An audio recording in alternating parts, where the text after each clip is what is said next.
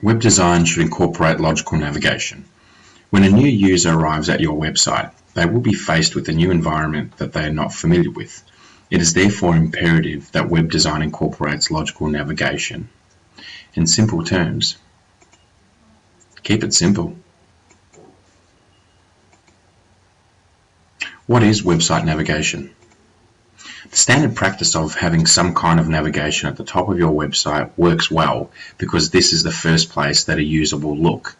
If they don't find anything at the top of the page, they will look down the left-hand side, then the right-hand side, and then they'll probably stop looking.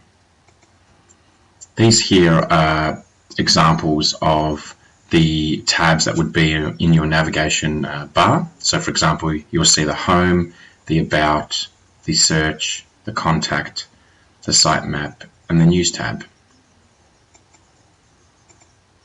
What type of design works?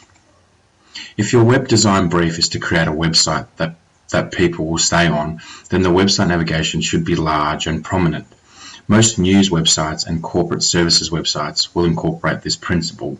So for example, we have the Huffington Post here. As you can see the navigation bar at the top here. It's prominent and it goes across from the left to the right hand side of the screen. What type of design makes sales? Now, however, if your brief is to create a web design that makes fast sales, then you don't necessarily want to encourage people to bounce around the different pages on your website and gradually lose their impulse to buy or interact.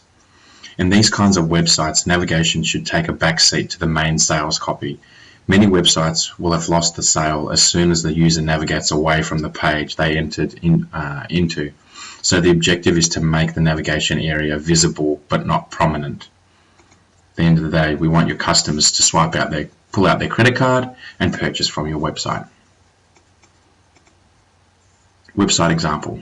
So Dropbox is actually a perfect example of how a single objective web design can incorporate logical navigation.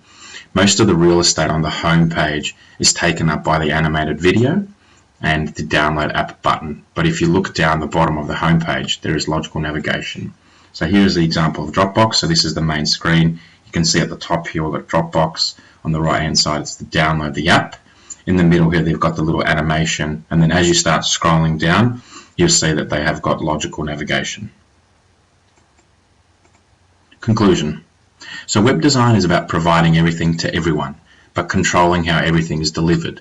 You need to give users a way to move around your site, but if you would prefer it if